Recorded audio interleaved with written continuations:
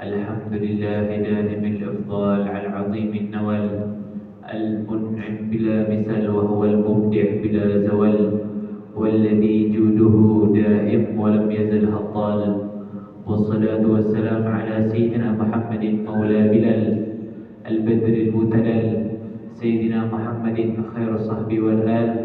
Amma ba'du, alhamdulillah, tidak ada kata yang pantas kita ucapkan di pagi hari ini kecuali kata alhamdulillah. Puji syukur terhadap Allah Subhanahu wa taala. Adapun arti daripada kata alhamdulillah sendiri adalah alhamd wa tsana. Al-madah wa tsana, pujian dan syukur terhadap Allah Subhanahu wa taala. Dengan bersyukur kita akan ditambahkan sama Allah Subhanahu wa taala. Banyak sekali bahan untuk kita bersyukur. Salah satu bahan untuk kita bersyukur adalah nikmat. Banyak bujur nikmat yang Allah berikan kepada kita.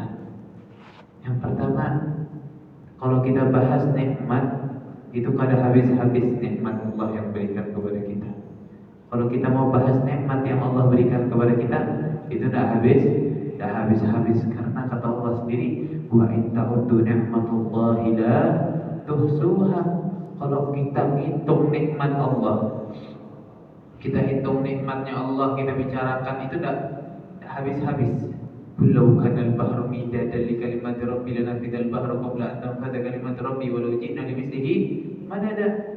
Bahkan dikatakan kalau misalkan lautan itu jadi tinta, dikatakan kalau misalkan dedaunan ini, kataran bumi ini dijadikan sebagai alat untuk ditulis, untuk menulis nikmat-nikmat Allah Subhanahu wa taala, maka tidak cukup hal tersebut. Lanafidal bahru, ini lautan yang jadi tinta ini habis duluan qabla an tanfada kalimatu rabbi, sebelum habisnya kalimat Allah, sebelum habisnya karunia Allah.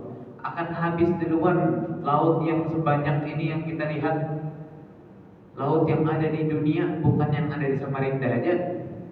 Laut yang ada di dunia habis dahulu kalau dipakai untuk menulis nikmat-nikmat Allah Subhanahu wa taala.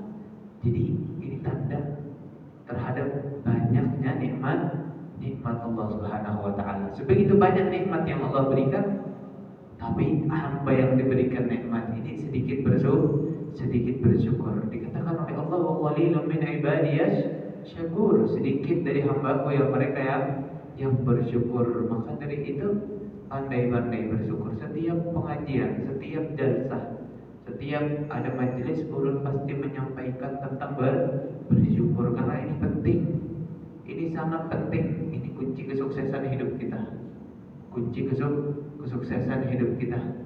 Maka Al-Fagir saya selipkan di dalam ceramah-ceramah saya, pasti harus ada kita bersyukur. Harus ada kita bersyukur, sehari itu ada aja harus bersyukur, terima kasih sama Allah Subhanahu wa taala. Itu kunci kesuksesan. Karena segala yang dikit bisa dibanyakan sama Allah. Kita punya fulus, kita punya duit sedikit, kita bersyukur, Allah tambahkan. Apa dalilnya? Wa in syakartum la azidannakum wa la in kafartum inna azabi lasyadid. Kalau kita bersyukur, Allah akan tambah. Kata Allah, kalau kita mensyukuri nikmat yang Allah berikan, maka Allah akan tambahkan nikmatnya. Kita punya ilmu sedikit, kita bersyukur sama Allah sambil belajar lagi, nanti Allah tambahkan. Dengan apa Allah tambahkan? Kita diberi taufik, kita diberi kekuatan untuk hadir majelis seperti antum sekarang. Seperti antum sekarang ini. Banyak dari kita yang hadir sholat subuh aja tapi kadang mengikuti majelis. Tapi alhamdulillah kita hadir plus belajar ilmu agama.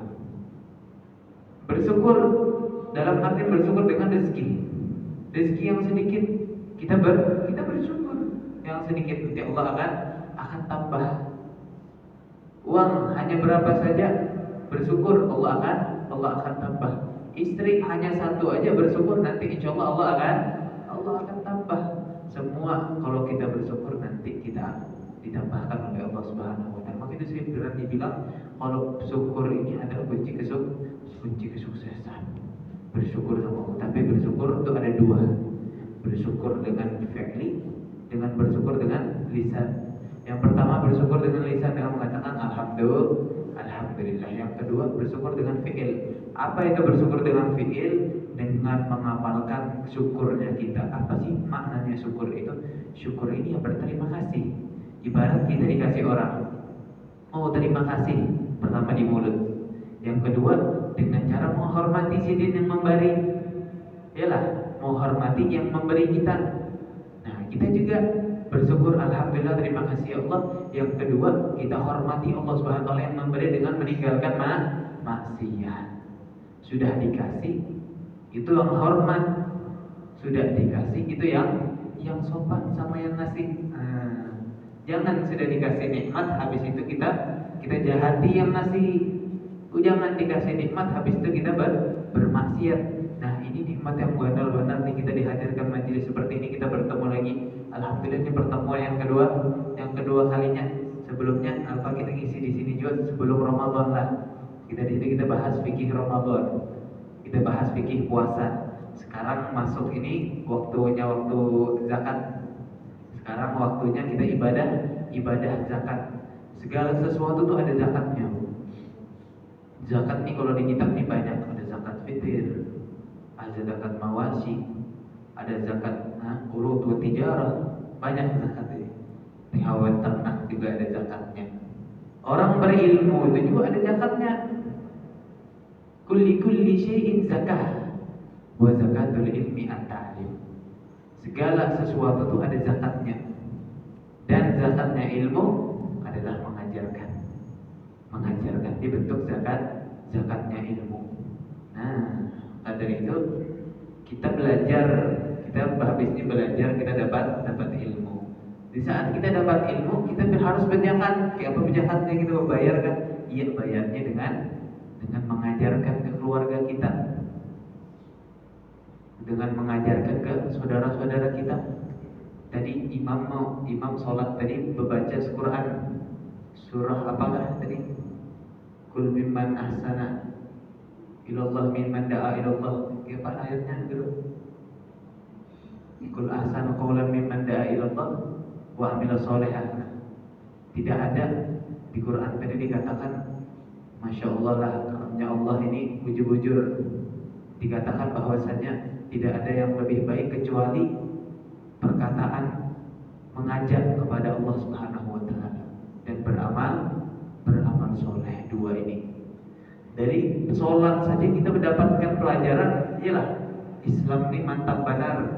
Maka dari itu bersyukur kita sholat aja dapat pelajaran. Sholat imamnya membaca ayat ini, kita dapat pelajaran, dapat nasihat. Tapi yang kada paham teguring aja sholatnya. Maka dari itu dikatakan tadi yang dua ini kuncinya nih. Mengajak kepada Allah, dan yang kedua adalah beramal soleh. Ini sebaik-baik perilaku kata Allah Subhanahu wa taala. Dakwah sama Allah Subhanahu wa taala dan beramal soleh. Beramal soleh seperti saat ini kita ibadah. Seperti kita sholat subuh tadi. Habis itu kita dakwah kepada Allah. Dakwah ini sekali lagi sering saya bilang tidak harus dengan mikrofon, tidak harus dengan duduk di depan, tidak harus dengan berbicara dengan orang banyak, dengan grup banyak seperti ini. Ya, bisa dakwah dilakukan dengan perorangan. Kita punya ilmu, belajar di masjid, kita sampaikan. Kita punya anak, itu sudah ada dakwah. Kita punya sampaikan ke kita punya istri, misalkan di rumah lagi berhalangan, kita sampaikan ke sini. Kita punya anak-anak, kita punya orang tua. Jangan pakai sah dunia aja lawan orang tua, lawan keluarga. Pakai sah akhirat juga. Tadi ulun ada hadiah dari pengajian. Ini hadiahnya ilmu. Nah, ulun hadiahkan ke sekalian-kalian ini. Nah, itu namanya dakwah. Dua ini yang paling mulia, dakwah sama Allah Subhanahu wa taala, dan yang satunya beramal soleh. Masya Allah. Ya, kita sudah masuk di bulan Ramadan dari awal tadi sampai masuk pertengahan bulan Ramadan, dan alhamdulillah sekarang sudah lewat akhir Ramadan, sudah mulai akhir Ramadan. Ini sudah hampir nih, Ramadan hampir meninggalkan kita sekarang ini. Ramadan habis nih kada darah. Tunggu tahun depan lagi, insya Allah panjang umur, minta terus sama Allah biar ketemu terus. Perasaan baru kemarin dulu ngisi di sinilah sebelum Ramadan itu, tapi sekarang nih waktu cepat, sekarang berkah waktu ini diambil sama Allah Subhanahu wa taala. Keberkahan waktu itu diambil sama Allah Subhanahu wa taala. Dulu tuh kerasa lama bener lah bahari itu ya.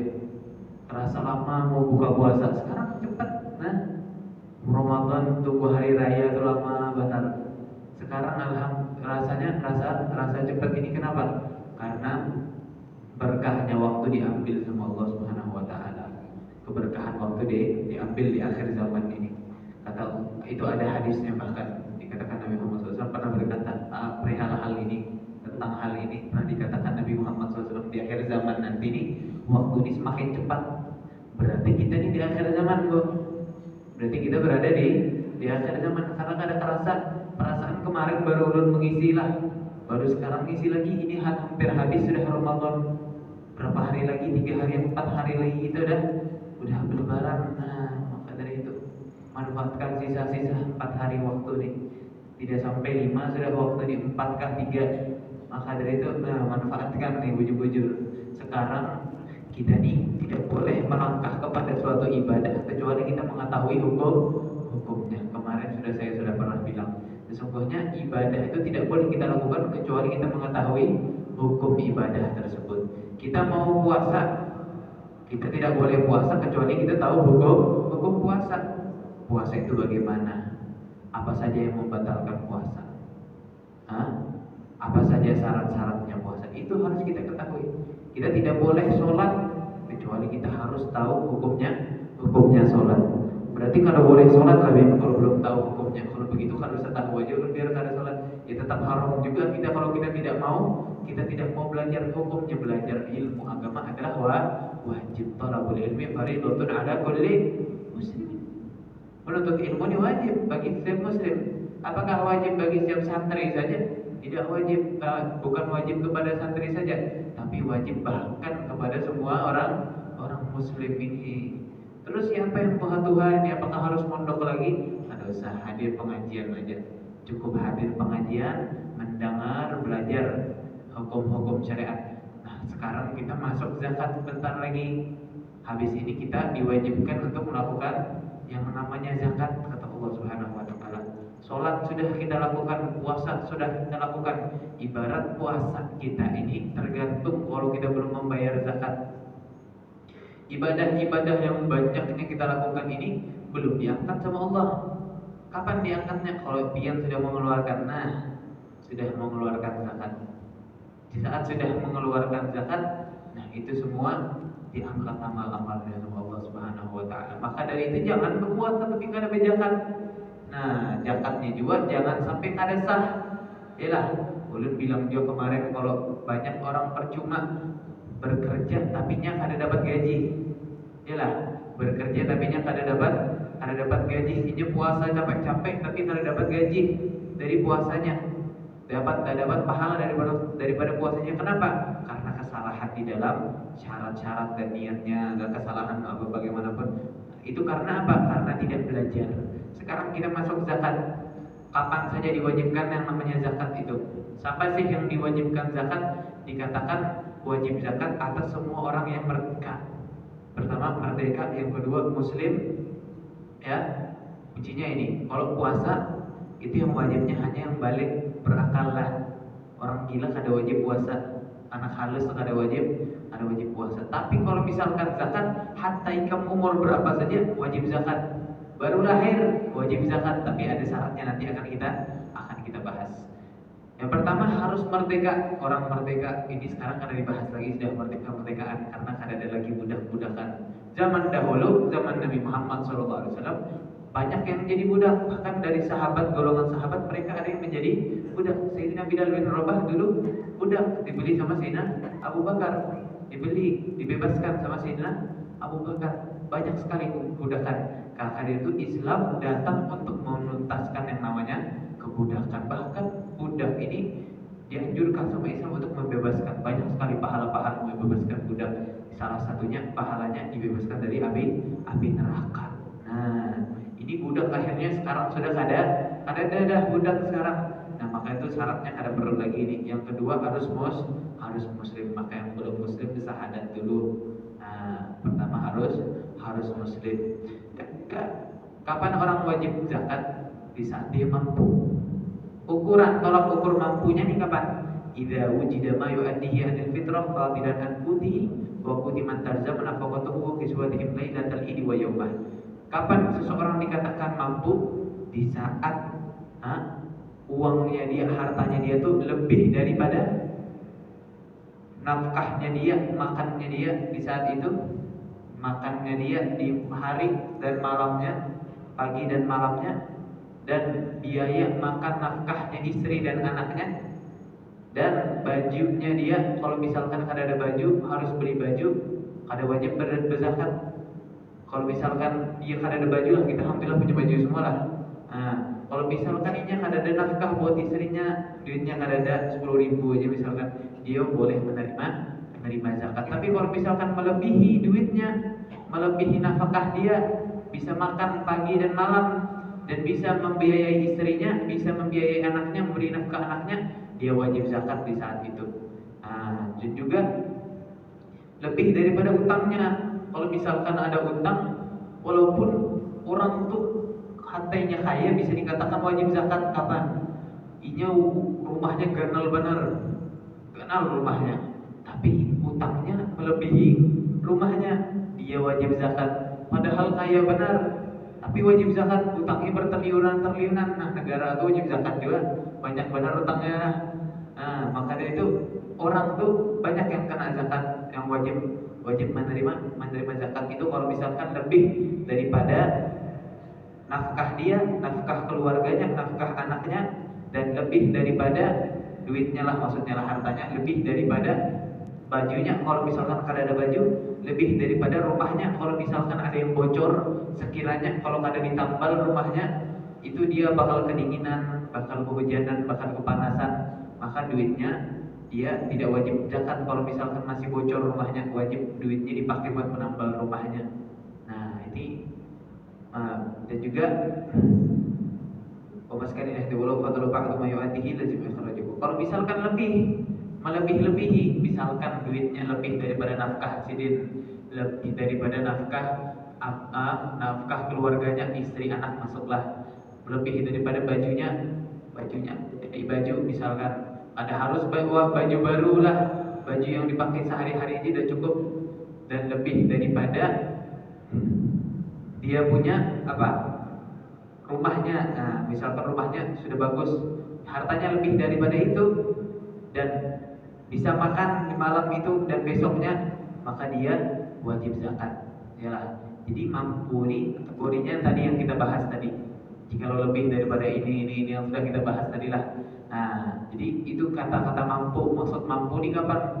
Mampu itu dibahas tadi sama Shahihul Umdah. Ini kitab Umdatus Salik, karangannya Ibn Nagib Al-Misri. Ini kitab ruwet. Kitab ini kalau dibaca secara langsung ini ruwet dia, maka saya ringkas. Udah saya ringkas.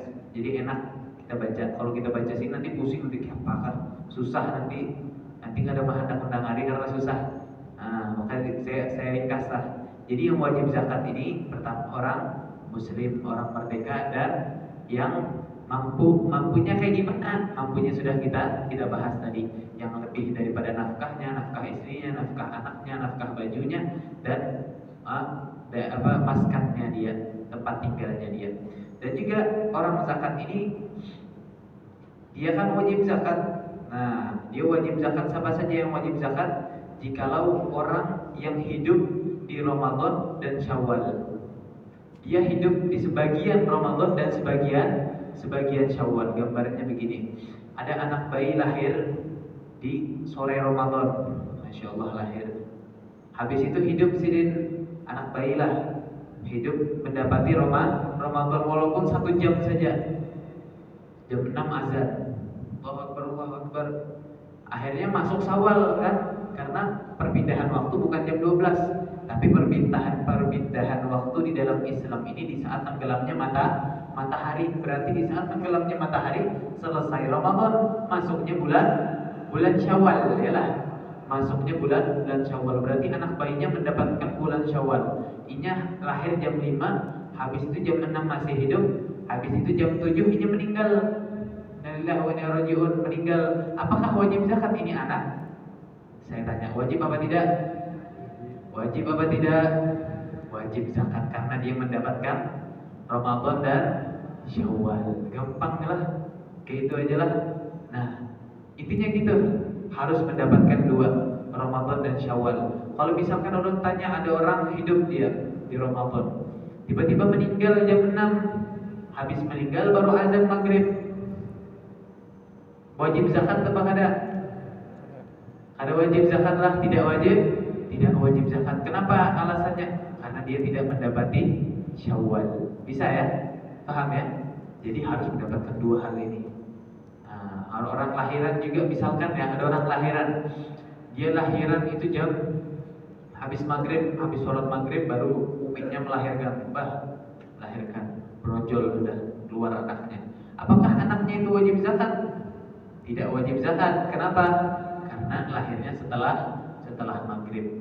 Intinya, inya harus mendapati Ramadan walaupun sedikit dan harus mendapati Syawal walaupun sedikit. Kalau mendapatkan dua hal ini, makanya wajib zakat. Terus kayak apapun kita berdahulu zakatnya dari hari ini. Nah, biar berarti percaya kalau berikhtiar hidup seterusnya, hidup sampai Syawal, insyaallah panjang umur. Nah, tapi kalau misalkan waliyadzubillah ada orang sudah bayar zakat sekarang bayar zakat, tiba-tibanya besoknya meninggal, kayak apa itu zakatnya? Ya dianggap sodakoh, tapi hakikatnya dia tidak wajib karena dia tidak mendapatkan sedikit daripada Syawal, tapi jatuhnya jadi sodakoh jadinya. Banyak sekali yang harus kita bahas di pembahasan zakat ini. Wajib zakat ini terhadap seorang yang mampunya telah kita bahas tadi, dalam nafkahnya istrinya, nafkah anaknya, nafkah keluarganya, nafkah rumahnya, sandang pangannya lah, papan sandang pangan, harus mampu dalam semuanya.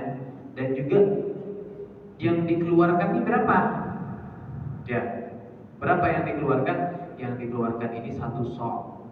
Kalau 1 sok itu kita ukur dengan ukuran agak apa? Diukur sama ulama. Sudah berapa jadinya? Jadinya 2,8 gram, sekitar 2,8 gram beras. Kalau kita mazhabnya apa? Apa mazhab kita? Imam Syafi'i. Kita semua bermazhab Imam Syafi'i. Mungkin ada sebagian yang bermazhab Imam Malik, tapi kebanyakan di Indonesia ini bermazhab Imam Syafi'i. Banyak juga di negara-negara lain, misalkan di Maroko mereka ada mazhab Imam Maliki, banyak di Mekah itu juga banyak juga yang mazhab Imam Maliki, banyak juga yang bermazhab Imam Syafi'i. Yang benar yang mana? Semuanya benar, tapi caranya beda-beda masing-masing. Mereka punya hukum masing-masing di setiap mazhab. Kita tidak menyesatkan mazhab yang lainnya. Semuanya benar, tapi beda-beda mereka hukumnya sesuai ijtihad imamnya masing-masing. Kalau kita imamnya, kita Imam Syafi'i, ijtihadnya sidin kita ikuti, hukum-hukumnya sidin kita ikuti. Sidin yang mengistinbat hukum dari Al-Quran, sidin yang mengatur hukum dari Al-Quran, akhirnya membuat jadilah madhab. Panjang kalau kita bahas Imam Malik, Imam Syafi'i, Masya Allah sidin. Kalau kita bahas ada habis-habis, mungkin sampai duhur masih berpandir Imam Syafi'i. Masya Allah sidin, beliau itu diberi Allah kekuatan dalam hafalannya. Bahkan beliau kalau melewati jalan, melewati pasar tutup telinga. Kenapa Imam tutup telinga? Karena takut kehafal omongan-omongannya orang itu. Nah, kira mau tahafal tergabung sama ilmuku, kayak apa mau tergabung nanti karyaman lah pokoknya. Masya Allah sidin lah. Sidin hafalannya kuat. Pernah satu saat sidin hafalannya agak kurang sedikit, tidak seperti biasanya kuatnya. Sidin biasanya sekali baca hafal, bahkan baca yang ini ditutup biar kada campur hafalannya. Masya Allah sidin. Maka dari itu kita ikut sidin, kita mazhab Syafi'i ikut sidin. Beliau pernah sekali Imam Syafi'i hafalannya kurang. Kenapa? Itu beliau nanya sama gurunya, wahai guru, kenapakah ulun ini hafalannya susah sekarang? Biasanya dulu gampang sekali baca, sekarang harus 2 kali 3 kali baca. Kata Imam Syafi'i, kata gurunya, yaitu gurunya Imam Waqi namanya. Kata Imam Waqi, ada syairnya, jika syakautu ila waqi'in su'a hifdi. fa arsyadani ila tarkil ma'asi wa akhbarani bi anna al-ilma nurun wa nurullah la yahdil asi. Saya mengadu sama Imam Waqi, sama guru saya, terhadap akan perihal susahnya hafalan saya. Di saat itu guru saya langsung menganjurkan saya untuk meninggalkan maksiat dan mengajarkan kepada saya, itu guru saya, bahwasannya mengetahui kepada saya, memberitahu kepada saya, itu guru saya, bahwasannya ilmu itu adalah cahaya. Ini yang kita bahas adalah cahaya. Karena namun kita bahas ini, kita perhatikan bujur-bujur, kita masukkan dalam hati kita, di akhirat kelihatan. Nah, ini ada cahaya-cahayanya. Cahaya apakah itu? Kok didapatkan sama muslim-muslim yang khusus-khusus? Itu cahaya apa? Oh, cahaya ilmu. Sekalinya sering hadir di Masjid Al-Mustafa, belajar ilmu setiap pagi. Masya Allah, dapat cahaya di akhirat. Cahaya khusus dari ilmu. Nah, ilmu nurun dan cahaya. Wa nurullahi la yuhdadi asid, dan cahaya Allah tidak bakal diberi terhadap orang yang bermaksiat. Cahaya kadang bisa kecampur dengan kegelapan, yang ada redup nanti akhirnya mati. Ilmu nurun. Nur itu bahasa Arab artinya cahaya. Tapi kalau kita lihat ke Indonesia ya tulisannya nurun lah. Mau ditulis pakai bahasa Indonesia nurun. Tapi ilmu kada nurun. Ilmu kada nurun. Ilmu harus dipelajari. Misalkan abahnya Sidin alim, anaknya ilmunya kada nurun. Ilmu harus dipelajari. Nah, tapi ilmu adalah cahaya. Ya kan kita kan bermadhab Imam Syafi'i. Mana-mana kalau bahas Imam Syafi'i, kita kan bermadhab Imam Syafi'i. Kalau madhab Imam Syafi'i itu harus zakat dengan bikutil balad, harus zakat dengan makanan pokok di setempat. Makanan pokok di setempat. Misalkan kita makanan pokoknya di Samarinda beras, berarti harus berzakat dengan beras. Adapun yang sering tersebar di dunia sekarang ini, masalah zakat dengan uang, bagaimana zakat dengan uang? Tidak sah hukumnya indah Syafi'i. Jadi sidin pian kalau misalkan dari kemarin berzakat dengan uang, zakatnya kada sah. Tahun ini beli beras sendiri 2,8 gram, genapkan aja 3 kilo. Kalau sepelit-pelit lah, genapkan aja 3 kilo, beri ke orang fakir miskin. Nanti kita bahas apa saja yang menerima zakat, berhak menerima zakat. Jadi terus kayak apa Beb? Apakah sah orang yang berzakat dengan duit itu Beb? Ulama bilang kada sah. Kenapa? Karena menurut Imam Syafi'i itu hukumnya tidak sah. Tapi ada mazhab lain. Ada mazhab lain yang mengatakan sah kalau zakat dengan fulus, kalau zakat dengan duit. Duit inilah bukan love itu nah. Duit, berzakat dengan duit. Nah, kalau imam lain mengatakan Imam Hanafi. Jadi Imam A'immatul Arba'ah itu ada 4. Imam Malik, Imam Syafi'i, Imam Hambal, Imam Hanafi. Ada Imam Hanafi yang mengatakan boleh berzakat lawan apa Bu? Fulus. Boleh berzakat lawan fulus, tapi dengan syarat. Kada boleh dengan beras, kada boleh dengan jagung, kada boleh dengan kuaci. Harus dengan apa? Harus dengan gandum. Kalau sidin, kalau mau dengan duit diganti dengan gandum. Kada boleh kita menduitkan beras. Kalau sekarang biasanya masjid-masjid biasanya ada yang zakat dengan duit, itu ikut harga beras kan? Karena dia mengikut mazhab Imam Hanafi, harus mengikut mazhab Imam Hanafi secara keseluruhan. Tidak boleh ikut saja tapi tidak ikut syaratnya. Imam Hanafi boleh pakai duit tapi dengan syarat harus dengan harga gandum, bukan dengan harga beras. Gandum berapa harganya? Mahal gandum berapa Bu di pasar lu? Ada sekarang lah. Gandum lah. Quaker tuh nah. Quaker mahal lu gandum. 40.000 kah kata Umi Ulun, Mama Ulun pada 40.000 katanya. 40.000 sekilo. Kalau beras berapa? Sekilo berapa kah beras? 12 kah? 16. 40.000 sekilo berarti 3 kilo 120 kan? 120. Nah, banyak lagi keluarnya. Ahsan biar lebih banyak biar beli beras lah. Pinggul sendiri, ngasih sendiri. Nah, pun orang-orang pelit kayak kita ini kan kawa mengikut madhab lain. Jangan ikut madhab lain. Kita ikut madhab kita. Ini bukan base ini, pindah-pindah lah. boleh tapi pindah-pindah, tapi ada syaratnya. Nanti karena kita di Mekah itu umroh, kita bisa ikut mazhab lain, bahkan kita dianjurkan untuk pindah mazhab lain. Sementara tapi kita mazhab Syafi'i setialah. Sementara kita ikut, kenapa? Karena di saat tawaf itu banyak ibu-ibu yang bersenggol. Mungkin ada yang sudah umroh lah, mungkin ada yang sudah haji umroh, belum pernah, baru dikisahkan aja. Mungkin pian-pian yang pernah umroh melihat sendiri ada ibu-ibu yang anuan lah, silat kah, sini tangannya lanteh gitu, nah kena. Jadi kita bertawaf itu kan, laki-laki itu kan berbuka kan, disunahkan intiba namanya, berbuka ini, ditampakkan kayak gini kan, dimasukkan bawah keteknya, diangkat gitu.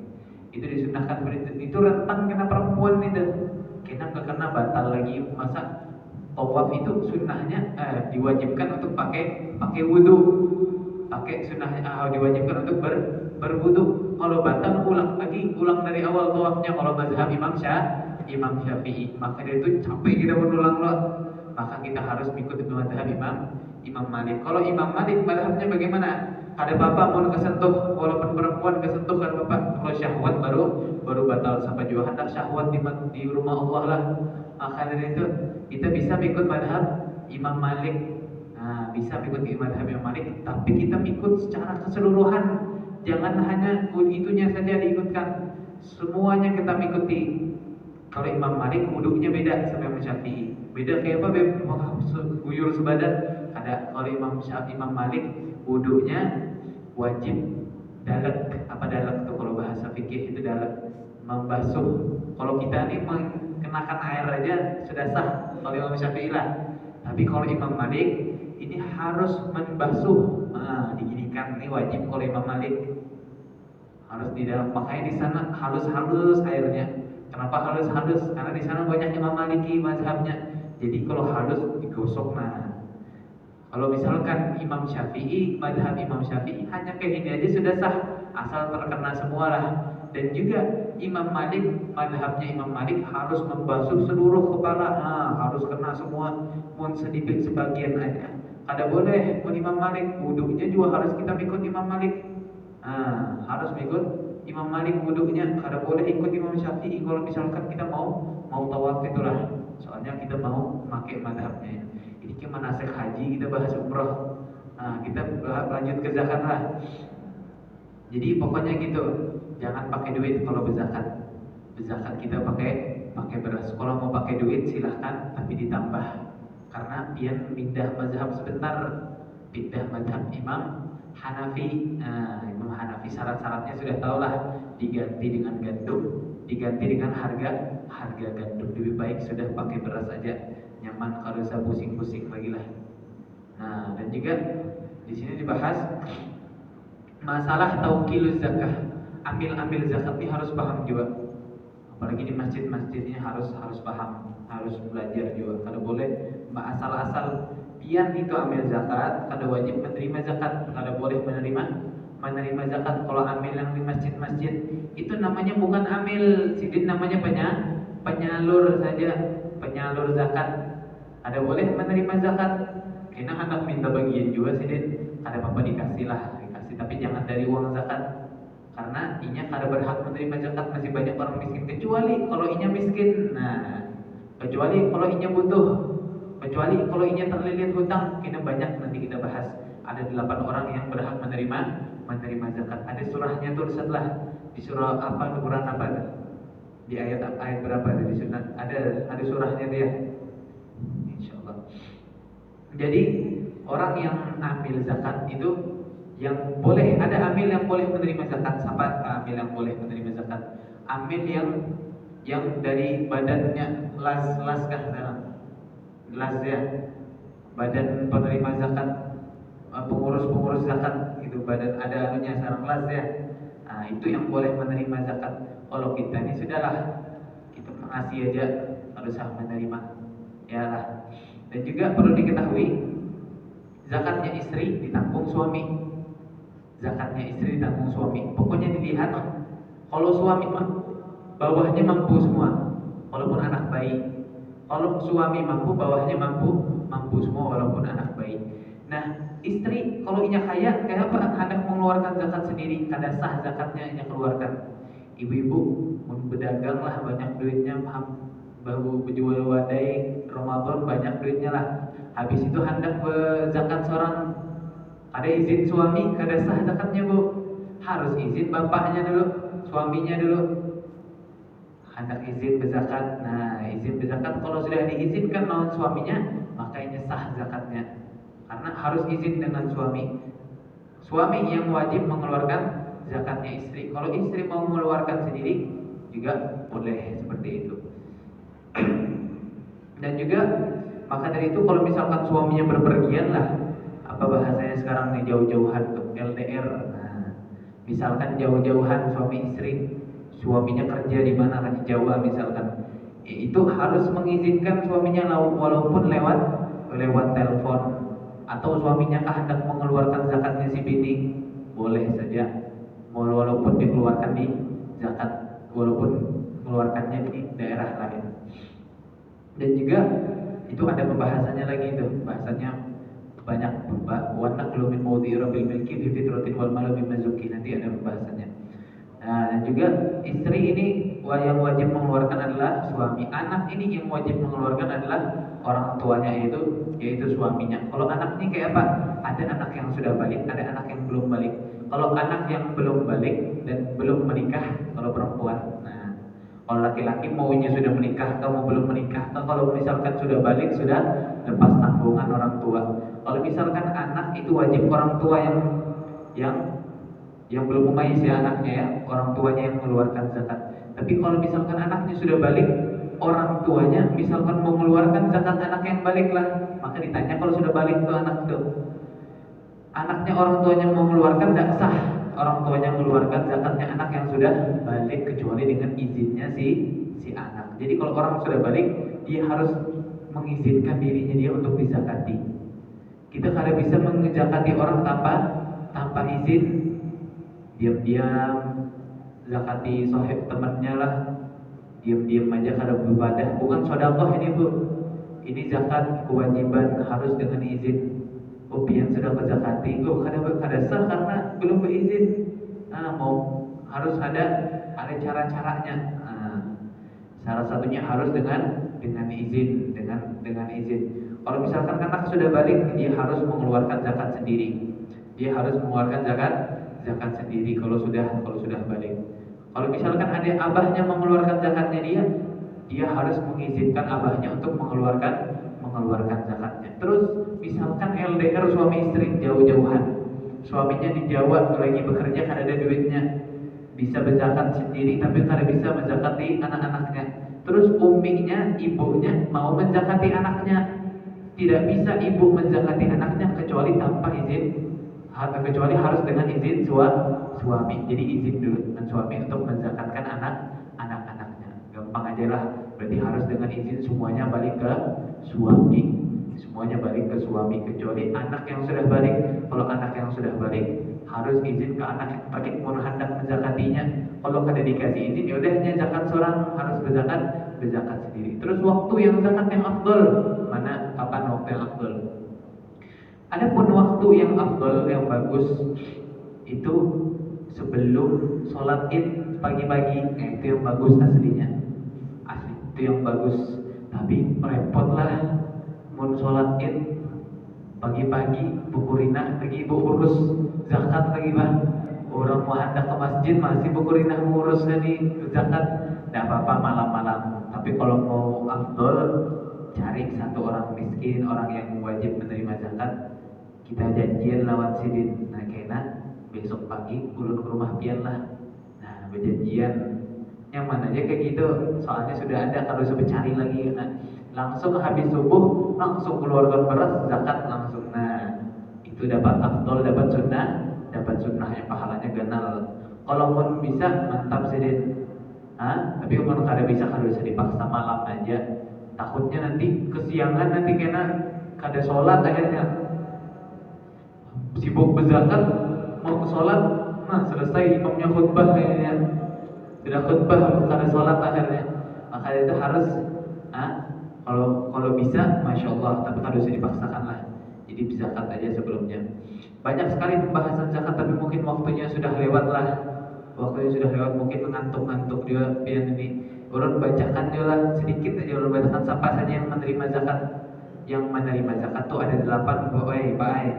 Jadi yang pertama orang fakir, orang miskin. Fakir miskin ini apakah ada fakir ada miskin sama kah? Beda. Kalau fakir ini yang tidak apa? Yang tidak mampu, tidak ada kebutuhannya. Oh, fakir ini sudah ada kebutuhannya tapi dia kada mampu. Man la yaqdiru ala ma yaqau mauqi'an min kifayatih. Dia ada kerjanya tapi kada mencukupi daripada kebutuhannya, itu namanya orang fakir. Kalau orang miskin, man wajada ma yaqau mauqi'an min kifayatih wa la yakfihi. Oh, kalau orang fakir lah, ini tidak ada pekerjaan sama sekali. Tidak ada pekerjaan, tidak ada penghasilan dan tidak cukup. Tapi kalau orang miskin itu orang yang ada penghasilan tapi nya kada cukup. Nah, ada penghasilan berjualan tapi kada dibeli-beli jualannya. Duitnya kada ada. Nah, itu fakir kita kasihi. Di waktu itu tuh waktu kaya-kayanya orang muslim, soalnya dizakati semua lah. Jadi ingat harus berzakat. Pertama fakir, miskin. Siapa saja mau kada hendak mengasih fakir miskin. Orang amilun, orang amil yang las. Nah, jangan sembarang, jangan ambil sini biar kasih banyak duitnya tuh. Kalau yang keempat mu'allaf, orang baru masuk Islam. Nah, masuk Islamnya harus disayangi. Kita anggap saudara, ibarat saudara baru. Nah, kasih hadiah nah saudara baru, masya Allah harus senang kita ada mu'allaf, banyak yang selamat. Yang keempat mu'allaf, yang kelima adalah ar-riqab. Riqab ini siapa? Riqab ini adalah mukatab, budak. Sekarang kan ada budak ini duitnya dia, hartanya dia, punya tuannya. Tapi budak ini banyak jenisnya, ada mudabbar, ada mukatab, ada budak yang biasa. Kalau mukatab nih kita bahas sedikit lah, waktu mepet lah. Mukatab ini adalah budak yang dijanjikan merdeka dengan syarat. Pian merdeka kalau pian mengumpulkan 2 juta. Nah, itu di saat itu duitnya punya dia sendiri untuk mencicil. Itu yang kayak gitu kita kasih zakat. Biarinya bisa merdeka karena Islam datang untuk membebaskan budak, untuk menghilangkan perbudakan. Alhamdulillah sekarang sudah kada ada perbudakan lagi. Kalau usah pusing-pusing lagi lah. Nah, yang kelima riqab, yang keenam adalah gharibun, orang yang terlilit hutang. Kadang orang kaya juga kan bisa diberi zakat kalau misalkan dia terlilit hutang. Yang ketujuh adalah fisabilillah, orang di jalan Allah Subhanahu wa taala. Bukan ustaz banyak duitnya sudah ustaz nih, tapi pun ustaz yang ada duitnya itu bagi ustaz yang fakir, ustaz yang miskin, banyak juga ustaz di desa. Itu bahkan lebih afdol, lebih bagus pian bari. Ustaz yang banyak utangnya juga pian bari aja, tapi urut harus dibari lah. Nyaman aja sudah, alhamdulillah. Orang fisabilillah ini di zaman Rasul siapa? Bukan ustaz-ustazan. Sekarang ini tidak masuk fisabilillah. Sekarang ini tidak ada yang namanya fisabilillah karena tidak ada peperangan. Tidak ada peperangan zaman sekarang.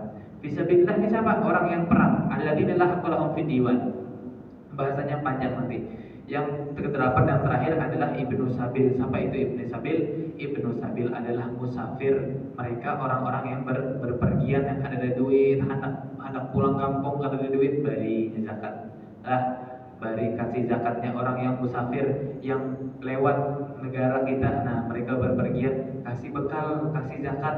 Nah, mereka yang hendak berpergian di tengah jalan dikasih. Soalnya dulu itu di padang pasir susah. Ada yang musafir yang singgah-singgah dulu tuh. Itu yang diberi zakat, itu yang dikatakan Ibnu Sabil, anak jalanan kalau bahasanya. Tapi bukan anak jalanan pang-pang inilah, harus ditukar puasanya. Nah, itu fisabilillah maksudnya orang yang jalan di jalan Allah, dan Ibnu Sabil adalah orang yang musafir. Ya kan? Jadi ada 8 golongan yang sudah dicap oleh Allah Subhanahu wa taala untuk kita beri zakat kepada mereka. Jangan sampai salah zakat, jangan sampai salah kita beribadah. Kalau kita salah beribadah, ibaratnya kita kayak belum beribadah. Berarti harus ibadah lagi, harus berzakat lagi. Jangan sampai salah. Ini sedikit dari saya minta maaf kalau kepanjangan. Hadam ini. Wassalamualaikum warahmatullahi wabarakatuh. Surat Isra.